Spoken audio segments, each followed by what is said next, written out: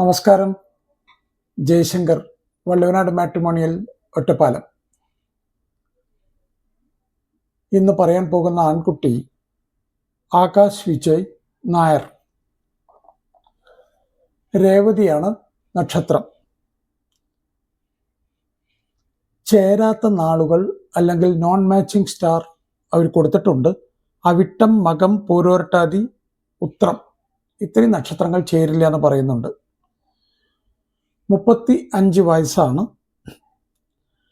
5 അടി 8 inch height, 5'8", 70 kg weight. ബാംഗ്ലൂരിലെ പ്രശസ്തമായ നാരായണ നേത്രാലയയിലാണ് വർക്ക് ചെയ്യുന്നത്. Social media strategist and CME coordinator എന്ന ഡെസിഗ്നേഷനിലാണ് ആ കുട്ടി വർക്ക് ചെയ്യുന്നത്. BCA പാസ്സായിട്ടുണ്ട്. പുറമെ വേറെ കുറേ സർട്ടിഫിക്കേഷൻ കോഴ്സുകളും ചെയ്തിട്ടുണ്ട്. അച്ഛൻ വിജയകുമാർ, എക്സ് ഡിഫൻസ് ആൻഡ് ഡിഫൻസിൽ നിന്ന് റിട്ടയർ ആയി വന്ന് NTCയിൽ, നാഷണൽ ടെക്സ്റ്റൈൽ കോർപ്പറേഷൻ, അതിലും വർക്ക് ചെയ്തിട്ടുണ്ട്. അവിടെ നിന്നും റിട്ടയറായി അദ്ദേഹം ഇപ്പോൾ മരണപ്പെട്ടു പോയിരിക്കുന്നു. ഐക്കര തറവാടാണ് അദ്ദേഹത്തിൻ്റെ, കവളപ്പാറ, ഷൊർണൂർ. അപ്പോൾ അച്ഛൻ ലേറ്റ് വിജയകുമാർ, ഐക്കര തറവാട്, കവളപ്പാറ, ഷൊർണൂർ. അമ്മ Suma Vijay, United insurance company, central government PSU, അതിൻ്റെ സീനിയർ ബ്രാഞ്ച് മാനേജറായിരുന്നു. അവർ റിട്ടയർഡാണ്. അവർ ഒറ്റപ്പാലത്ത് നട്ടാത്ത് ഹൗസ്, അത് നട്ടാത്ത് എന്ന് പറഞ്ഞാൽ ഒരു കുറച്ച് പ്രശസ്തമായിട്ടുള്ള ഒരു നായർ തറവാടാണ്. നട്ടാത്തിൽ ആണ് അവർ. അപ്പോൾ അച്ഛൻ വന്നിട്ട് കവളപ്പാറ, അമ്മ വന്നിട്ട് ഒറ്റപ്പാലം. പക്ഷെ ബാംഗ്ലൂരാണ് സെറ്റിൽഡ്. അച്ഛൻ മരണപ്പെട്ടു പോയിരിക്കുന്നു. ഒരു സിസ്റ്ററാണുള്ളത്. ആ സിസ്റ്റർ അസോസിയേറ്റ് ഡയറക്ടർ അല്ലെങ്കിൽ പ്രോജക്റ്റ് ഹെഡ് ഒക്കെ ആയിട്ട് ഒരു മൾട്ടിനാഷണൽ കമ്പനിയിൽ ബാംഗ്ലൂരിൽ തന്നെ വർക്ക് ചെയ്യാണ്. ഇപ്പോൾ പ്രോജക്റ്റിൻ്റെ ഭാഗമായിട്ട് അബുദാബിയിലാണ്. ഇതാണ് ആകാശ് വിജയിനെ കുറിച്ച് പറയാനുള്ളത്. ഒരിക്കൽ കൂടെ ഞാൻ ആകാശ് വിജയിൻ്റെ കാര്യങ്ങൾ പറയാം. ആകാശ് വിജയ് നായർ, രേവതി നക്ഷത്രം, അവിട്ടം, മകം, പൂരോരട്ടാതി, ഉത്രം ഈ നാളുകൾ ചേരില്ല. 35 വയസ്സ്, 5'8" ഹൈറ്റ്, 70 kg വെയിറ്റ്. നാരായണ നേത്രാലയയിലാണ് വർക്ക് ചെയ്യുന്നത്. Social media strategist and CME coordinator എന്നാണ് ഡെസിഗ്നേഷൻ. BCA പുറമെ കുറേ സർട്ടിഫിക്കേഷൻ കോഴ്സുകളൊക്കെ പാസ്സായിട്ടുണ്ട്. അച്ഛൻ വിജയകുമാർ മരണപ്പെട്ടിരിക്കുന്നു. അവർ ഡിഫൻസും NTCയിൽ നിന്ന് റിട്ടയർ ആയിട്ടുള്ള വന്നിട്ടുള്ള ആളായിരുന്നു. ഷൊർണൂർ കവളപ്പാറ ഐക്കര തറവാട്ടിലത്തെയാണ് അദ്ദേഹം. അമ്മ സുമ വിജയ്, അവർ സീനിയർ ബ്രാഞ്ച് മാനേജറായി ആയിരുന്നു യുണൈറ്റഡ് ഇൻഷുറൻസ് കമ്പനിയിൽ. ഇപ്പം അവർ റിട്ടയർഡ് ആയി.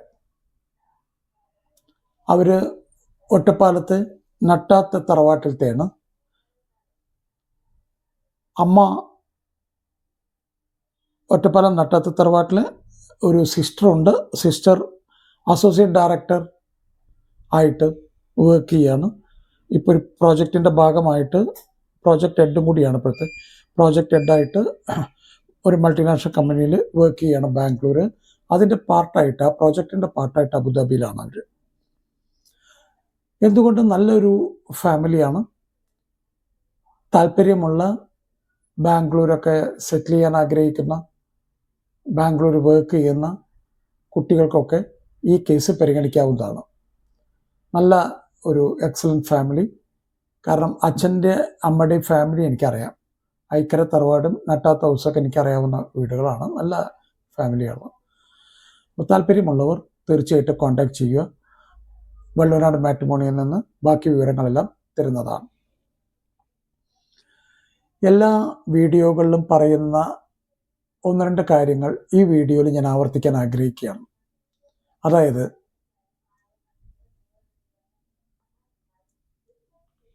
ഒരു വിവാഹം പ്രായമെത്തിയ കുട്ടി വീട്ടിലുണ്ടെങ്കിൽ അച്ഛനമ്മയ്ക്ക് കുറച്ച് ടെൻഷനാണ്. ഇനിയിപ്പോൾ ഇതൊക്കെ എങ്ങനെയൊക്കെ ഏതൊക്കെ ഒരു വല്ലാത്ത അവസ്ഥയാണ്. കാരണം എവിടെ രജിസ്റ്റർ ചെയ്യണം, മാട്രിമോണിയിൽ രജിസ്റ്റർ ചെയ്യണോ എന്നുള്ള കാര്യങ്ങളൊക്കെ കുറച്ച് ഒരു ബുദ്ധിമുട്ടുണ്ടാക്കുന്നതാണ്. എങ്ങനെയൊക്കെയാണ് കാര്യങ്ങൾ ചെയ്യേണ്ടത് എന്നുള്ളതൊന്നും ഇപ്പോൾ എല്ലാം ഒരു സംശയമായിരിക്കും.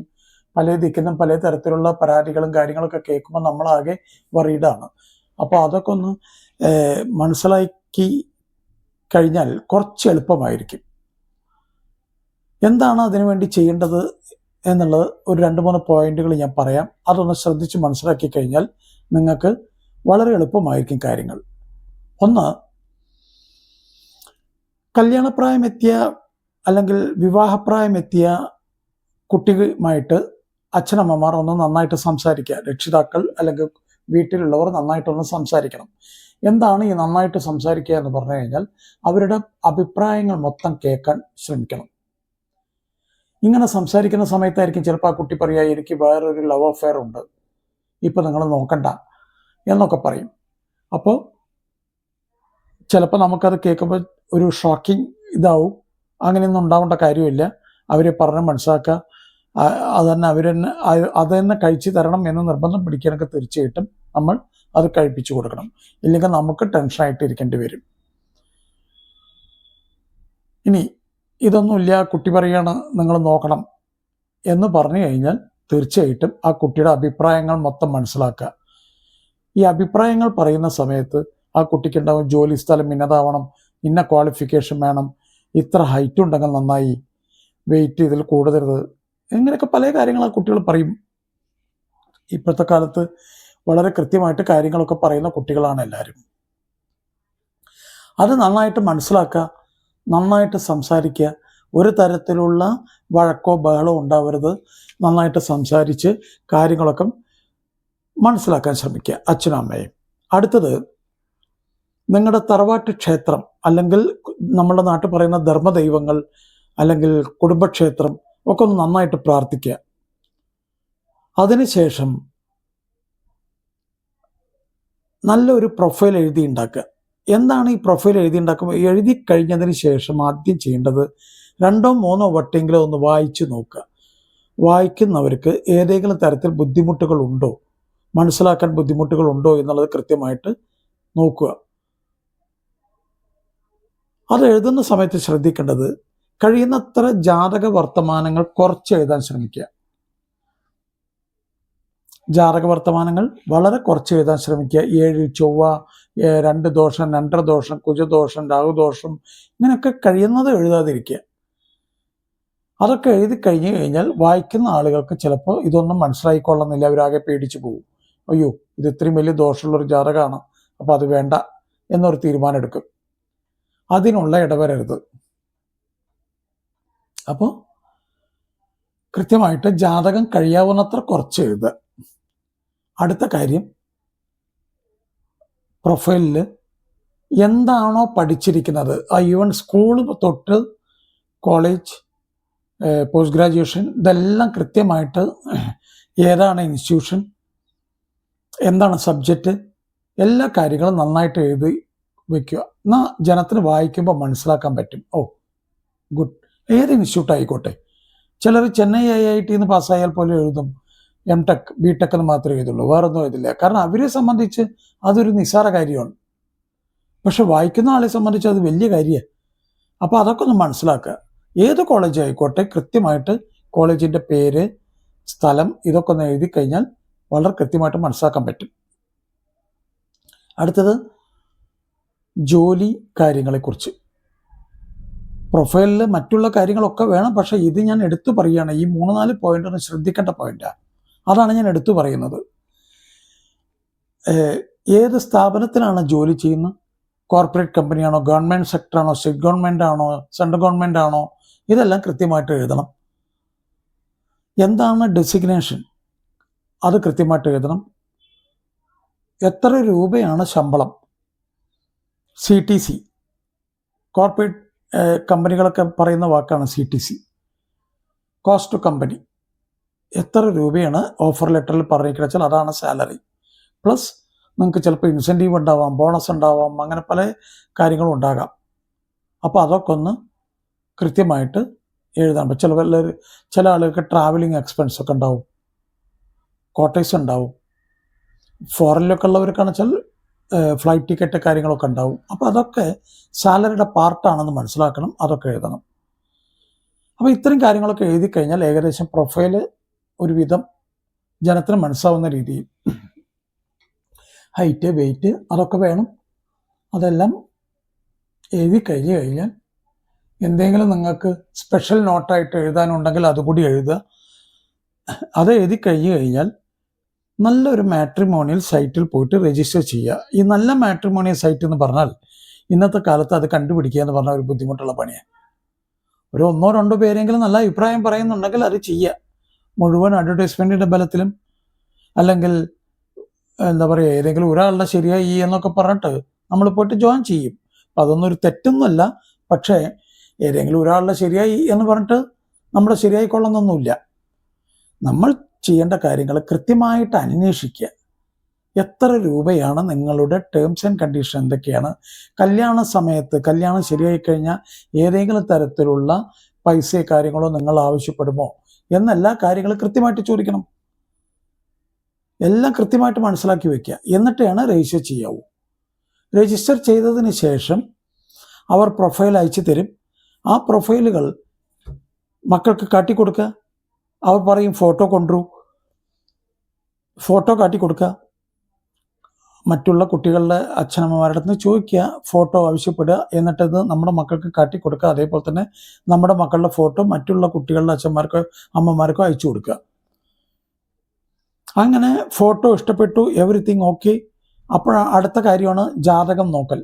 ജാതകം നോക്കി ഏതെങ്കിലും ഒരു ജ്യോത്സ്യൻ പറയുകയാണ് അത് ചേരില്ല എന്ന് പറഞ്ഞാൽ അടുത്തൊരു ജ്യോത്സ്യൻ്റെ അടുത്ത് പോകണം. നല്ല ഫാമിലിയാണ്, 2 പേർക്കും ഇഷ്ടമായി എങ്കിൽ തീർച്ചയായിട്ടും 3, 4, 5 പണിക്കരെടുത്ത് പോയാലും വിരോധമില്ല. കാരണം അതൊരു മേലിന്നും കീഴ്ന്നും ഒഴിയാൻ പറ്റാത്തൊരു സംഭവമാണ്. അപ്പോൾ അതിന് കുറച്ച് ഡിസ്റ്റൻസ് കീപ്പ് ചെയ്യണത് നല്ലതായിരിക്കും. നോക്കണ്ട എന്നല്ല ഞാൻ പറഞ്ഞതിൻ്റെ അർത്ഥം.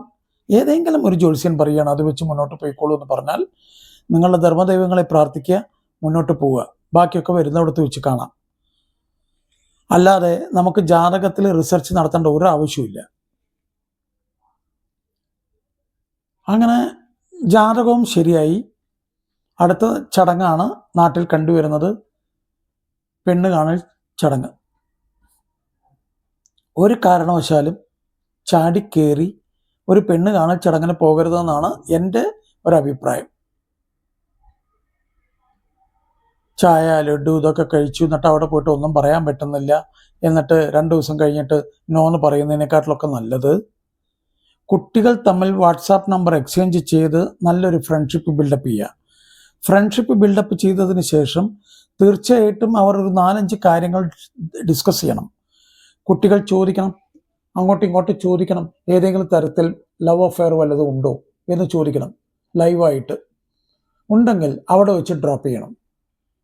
അതില്ല, നമുക്ക് മുന്നോട്ട് പോകാം എന്ന് പറഞ്ഞു കഴിഞ്ഞാൽ തീർച്ചയായിട്ടും അടുത്ത കാര്യങ്ങളൊക്കെ സംസാരിക്കുക.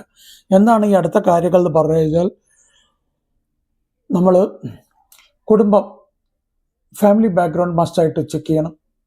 സംസാരിക്കുക. അച്ഛൻ എന്തായിരുന്നു, അമ്മ എന്തായിരുന്നു, അച്ഛൻ്റെ ക്വാളിഫിക്കേഷൻ എന്താ, അമ്മയുടെ ക്വാളിഫിക്കേഷൻ എന്താ, സഹോദരങ്ങളുണ്ടെങ്കിൽ എന്താണ് ചെയ്യുന്നത്, അവരുടെ ക്വാളിഫിക്കേഷൻ എന്താ, അവർ മാരേജ് കഴിഞ്ഞോ, എല്ലാ കാര്യങ്ങളും നന്നായിട്ട് അന്വേഷിക്കുക. ഈ വക കാര്യങ്ങളെല്ലാം അച്ഛനും അമ്മയ്ക്കും പറഞ്ഞു കൊടുക്കും വേണം. കാരണം എല്ലാ കാര്യങ്ങളും അച്ഛനും അമ്മയ്ക്ക് ചോദിച്ച് മനസ്സിലാക്കാൻ പറ്റിയെന്ന് വരില്ല. അപ്പോൾ ഫാമിലി ബാക്ക്ഗ്രൗണ്ട് കഴിഞ്ഞാൽ അടുത്തത് എഡ്യൂക്കേഷൻ.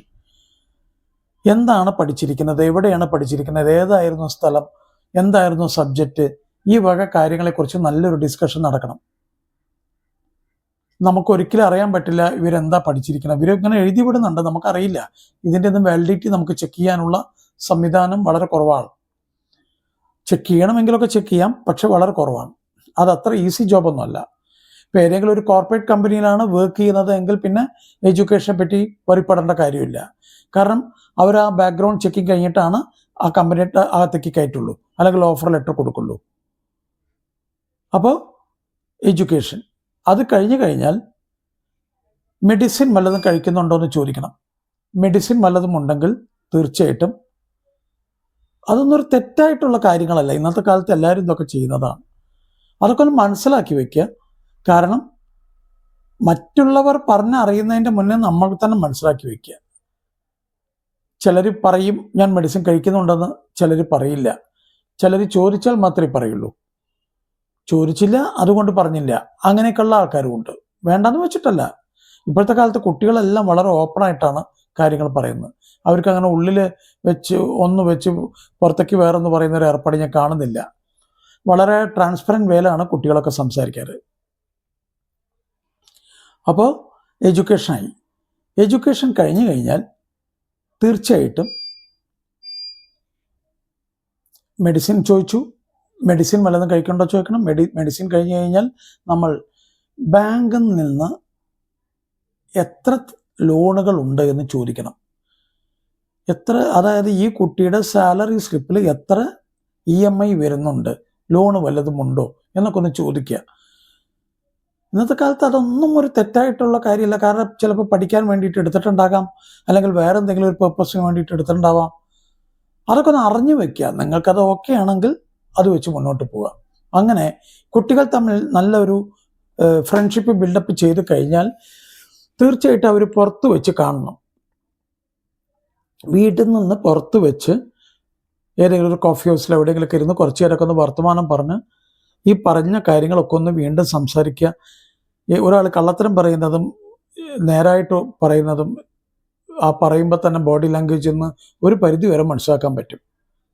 അപ്പോൾ അതൊക്കെ ഒന്ന് മനസ്സിലാക്കുക, നന്നായിട്ട് സംസാരിക്കുക.